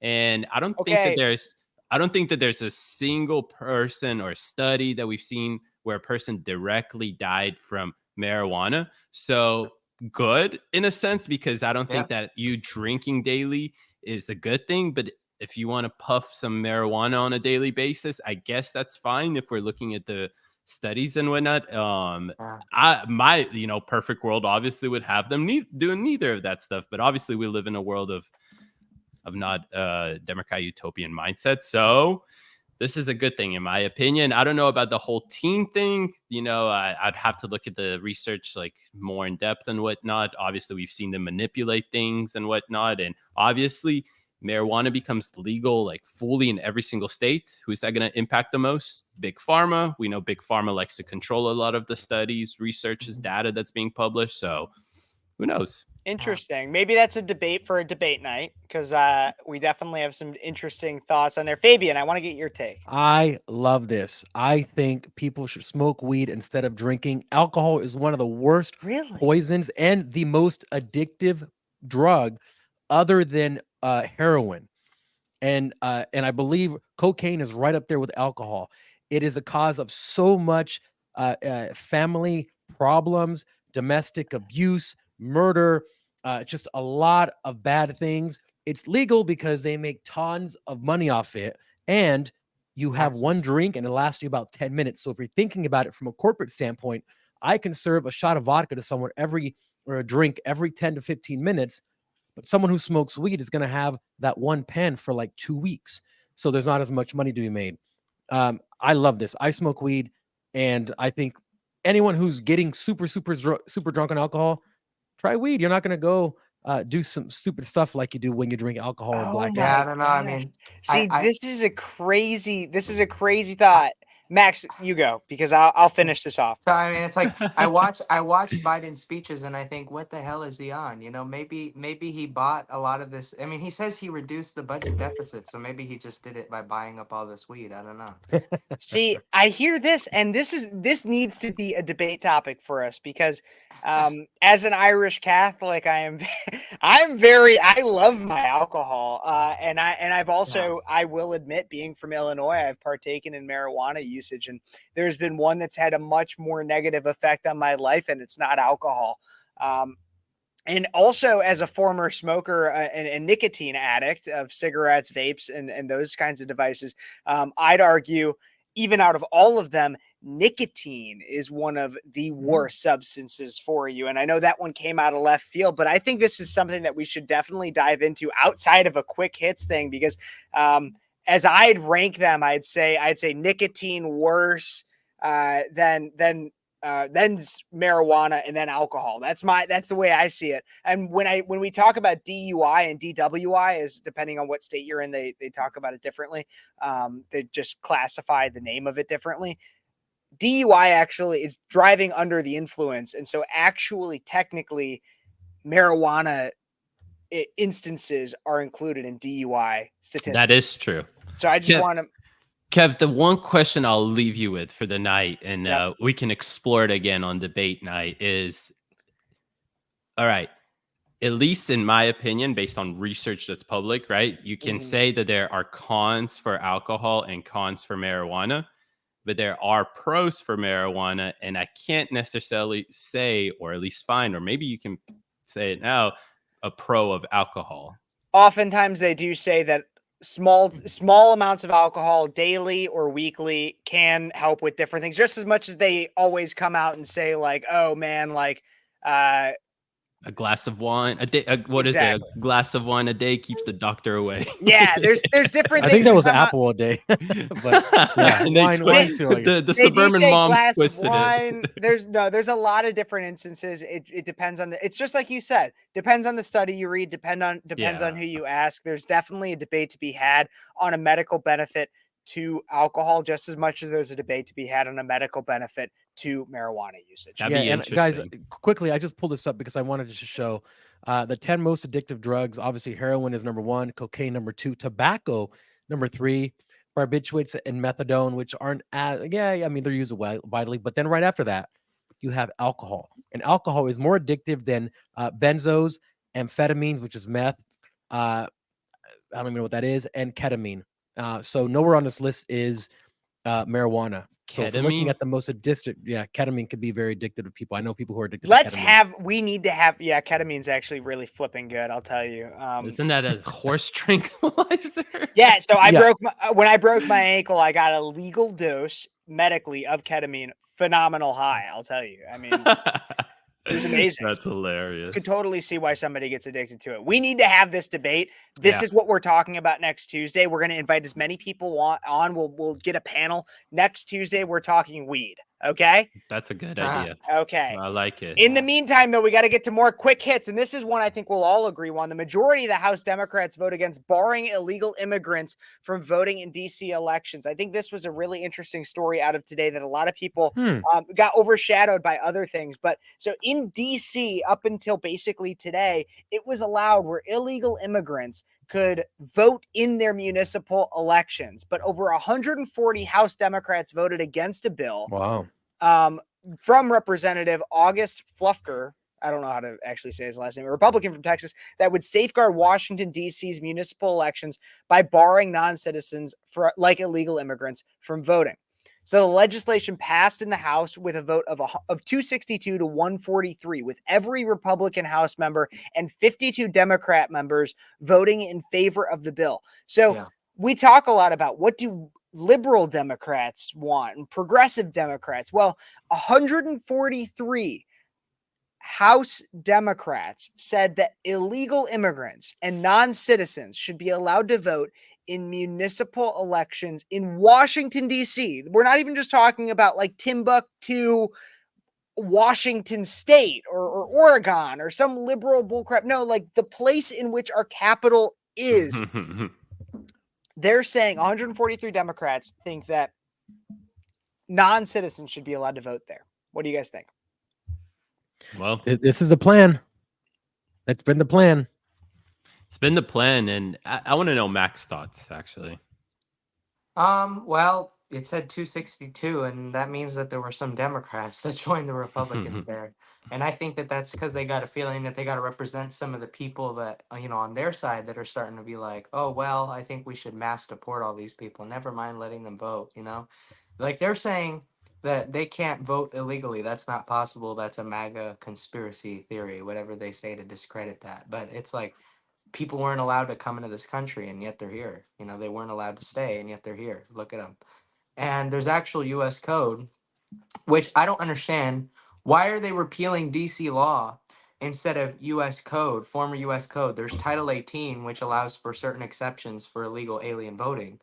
And one of those exceptions is if a state or municipal body enacts some sort of law that allows illegal immigrants to vote. And I got fact check on this, even though this is actually in the code.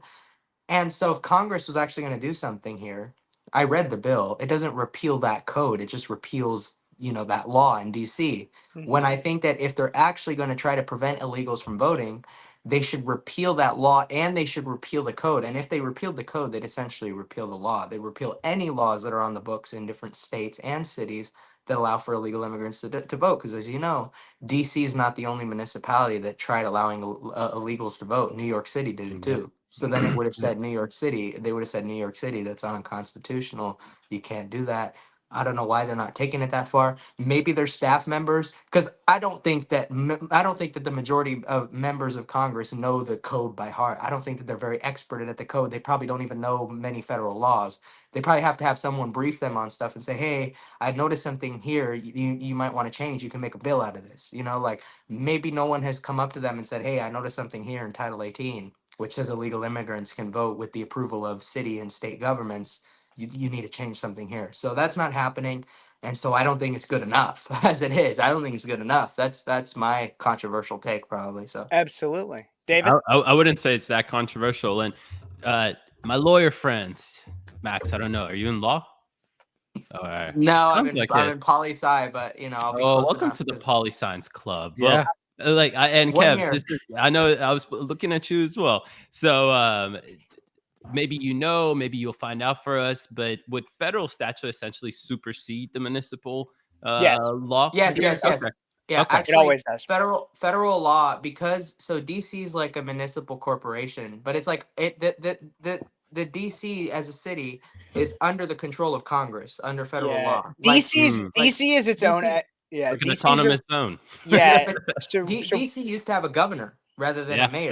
Yep. Way back in the day, back in 1871, when they made the the whole government corporation, whatever people want to say, thing that happened there, whatever. I don't go deep into that, but basically at that point they had a governor. They had a governor for a couple short years. Then after that, they started just having mayors.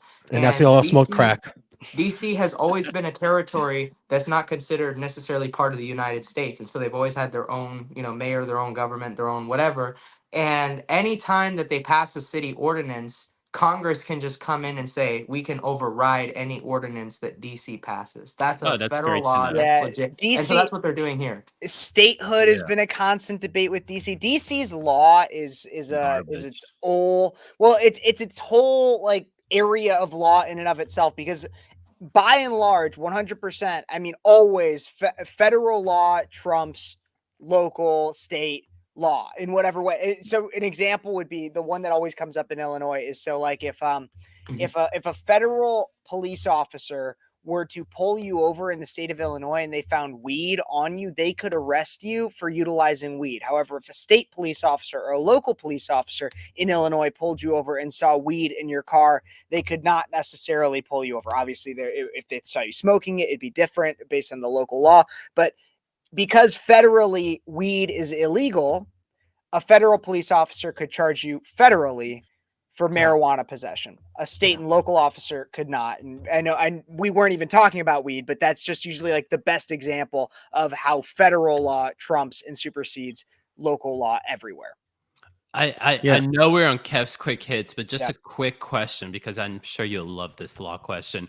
What about the fact that there's like local, like municipal laws that allow, for example, public nudity on beaches, for example, when the state law and even the federal law, I believe, prohibits public nudity, yet local municipal laws actually triumph the federal law or even state law not allowing women to be topless on beaches, for example.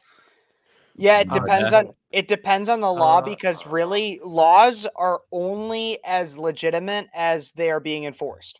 Oh, well, there you go. Or not enforced, exactly. Or not Guys, enforced, right? quickly, guys, I just want to give a shout out to while we're talking about DC, I want to give a shout out to Mayor Marion Barry, former mayor known for smoking crack, dead at 78. No, he didn't die the other day. This is 2014. But I just wanted to just highlight something, that he'll be remembered for a single night in downtown Washington in a hotel room in a video that showed him lighting a crack pipe in the company of a much younger woman. When FBI agents burst in, he referred to her with an expletive and said, "She set me up." So I just wanted to do just a rest in peace to Marion Barry, and that's my quick take. That's insane. Okay, well, we still have some more quick hits to get. We're gonna talk. I mean, we got a lot that in these quick hits apparently that we need more time for, and so we will get to those maybe even tomorrow on a Friday stream. I don't know. Just make sure you guys like, subscribe, share, and comment. But I want to talk about this one real quick. We touched on this earlier, like an hour ago. This is The View today talking about Caitlyn Clark. Take a look and listen. Caitlyn Clark is bringing this money, these sponsorships, we hope, into the league, and other players will benefit from it. But I do think that she is more relatable to more people because she's white, because she's attractive. And unfortunately, there still is that stigma of against the LGBTQ plus community. 70% of the WNBA is Black. A third of the players are in the LGBTQ plus community. And we have to do something about that stigma. In this country, I think that people have a problem with basketball playing women that are lesbian. Yeah. Okay, so I have a quick thought on this one, but I want to hear your guys' first. Maybe you guys will get it before I do. Okay, start with Max. What are your thoughts? Yeah, well, I do think that sports to some degree does make females kind of hyper masculine. So I can see that sort of element of, lesbianism sort of developing in that sport, especially if the sport is more aggressive, and basketball is a pretty like aggressive, hardcore kind of a sport. So I could see that, they're all like together and they're not really used to being around people of the opposites. I don't know how many crazy deranged, extreme feminists there are in the WNBA, but I could definitely see a very like a very crazy sport. Not It's not crazy in a bad way, but you know what I mean. Like basketball, hypermasculating females and then also making them want to, you know, kind of be with each other. I don't know. I don't really know if that's a. I got you. Anyways. I got you, David. I was just wondering while she was talking, how much would her point of view change if Caitlyn Clark was originally a white male that transitioned to be a woman? Oh, And just so happens, right? And just so happens to be white. How would that fit in their identity politics dilemma? Because it's a real situation, right? Like if Caitlyn Clark was a biological dude that just so happened to identify as a woman, what would this idiot on The View say then? Like if she so happened to create her own bonus hole? Oh god. Okay. Well, Fabian, on that note, what are your That's thoughts? a woke term. Listen, mine's not going to be much better because I was going to say with 1/3 of the players identified as lesbian, the WNBA is layups and rug munching. But I will say that she's actually right about the first part, guys. She's more attractive because she's a female and she's white and she's hot. Like, yeah, duh. I mean, what is that a bad thing, right? Like, okay, so. Apparently, you're supposed to stand understand. up for women, So, but unless they're hot and white, then you can't. see, So Fabian got like 95% of what I was about to say. You know, for once, I will agree that the reason why Caitlyn Clark is somebody that people want to watch is in part due to her identity characteristics. It's the same reason people wanted to watch Jackie Robinson. It's the same reason people wanted to watch Jackie Robinson. It's the same reason. Why? Because when the majority of the league, as Sonny said, is black, gay, whatever, all these other, like all these things, and you have somebody that defies that narrative, it's fascinating. It's interesting. It's just like when you have black players in ice hockey, people are like, oh man, that's kind of interesting. It's different. It's new. People are interested in what's different and new. It's not because of white supremacy or anything, as Sonny would probably go on to articulate as best as she possibly could with her collective brain cell that she shares with everybody else on that panel. No, it's because people are interested in what's new, what's different, what's exciting, what's shiny. And Caitlyn Clark is the flavor of the month and honestly, probably of the year because she is different. And that's exactly what it is. Okay, final quick hit coming up. I don't know if we have, I think we're done on that one. Let's get to the final quick hit here. We're going to get back to fat people drama here because I want to end where we started off. I want to end where we started off. Always. Yes, this is fat people drama. I tweeted about this one. Let's take a look and listen is what this fat person had to say about fat people shit. So, as a fat person, I often dread medical appointments because of blatant medical fatphobia. The last OB appointment I went to, the provider blamed everything on my weight and told me that I needed to go on a medication that made me feel really terrible. This OB appointment that I just went to, I've been dreading, and the provider was amazing. She asked me what my pronouns are. She asked me about my name. She made me feel super comfortable, asked me about my trauma history so that she knew how to touch me in ways that were not harmful. She just was like great. And I was crying before getting my blood drawn because I just never have good experiences with medical providers. And so, I don't know, I just wanted to share. Okay. What are your guys' thoughts? Fat girl. Keep that up too, because I want to play just a little bit of part of it when I end this out. But what are your guys' thoughts? Fat lady, medical providers, everything. Honorable guest. Let's go.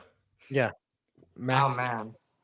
I don't know what she's complaining about, to be honest. I don't get this. This is like the people during COVID that were like morbidly obese telling me to wear a mask, telling me what it was like to be healthy, even though they didn't look healthy themselves.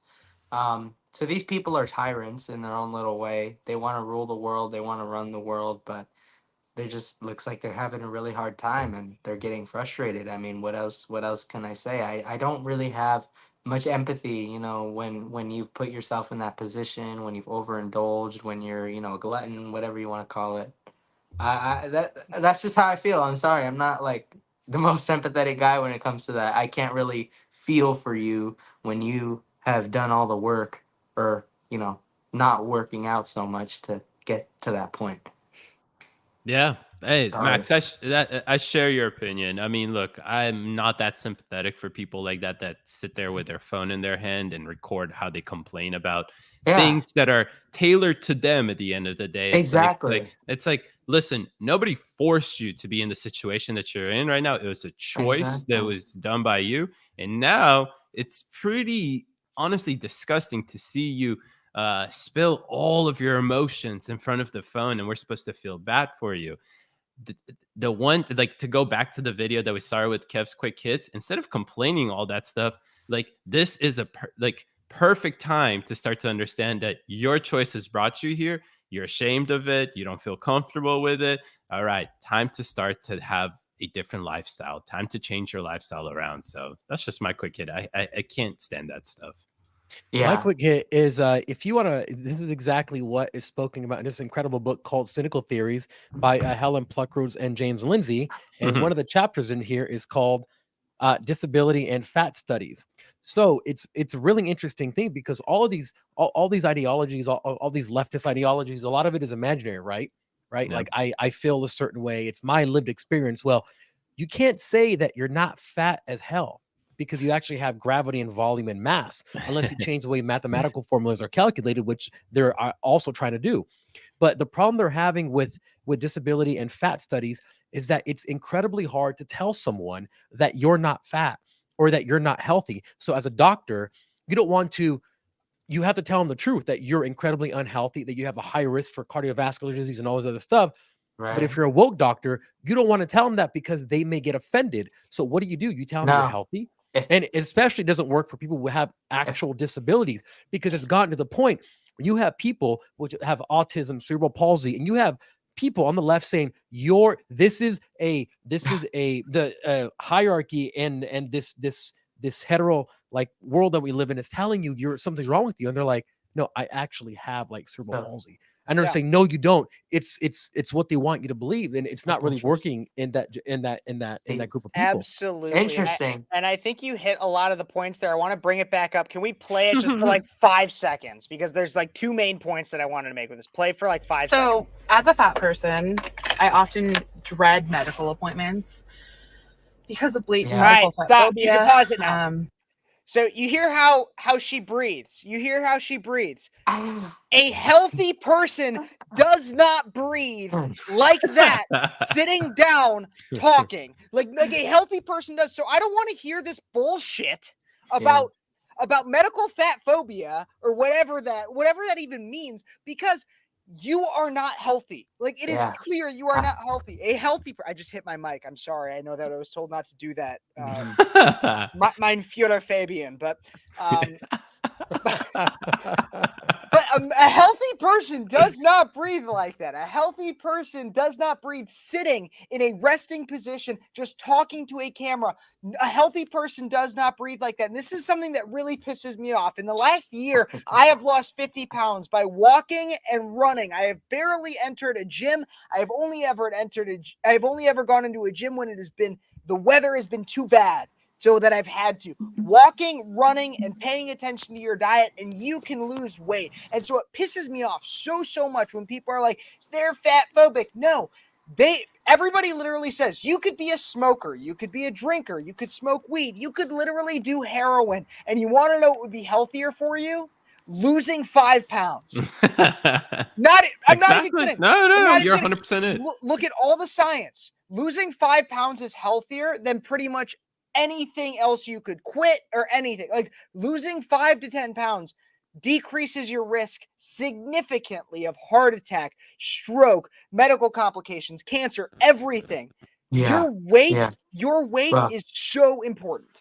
I hate seeing people cry, get on TikTok to cry or complain about their life or something. I mean, I see it so much in my feed. It's so annoying. Like, I barely go on TikTok, but when I do, it's just full of people crying about stuff, complaining about their lives, complaining about this ex or that ex or this new job that they're at, or like this girl about how fat she is. Trust me, if I was her woke doctor, I'd tell you what I'd do. I'd tell her to get the new Lizzo album right away. Get it on Apple Music, listen to it. I don't this know is- If I why. was the non-woke doctor, I'd say listen to I'd say you're fat, you need to work out, you need to lose some weight, and then tell her to listen to Lizzo Truth Hurts. So either way, she'd be listening to Lizzo. That fat girl. Absolutely. And She for learned a lot. tonight, everybody, those are Kev's quick hits. Boom, boom. Kev, you got- Absolutely. You that's, got to give us a little. Hold on, Okay. Kev, you gotta say that one more time.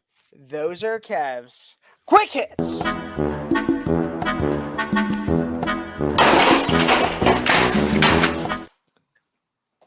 And I believe that's the show for tonight, too. We've gone so long, and I've had a lot of fun with it. But that is the show for tonight. Any final words from our panel?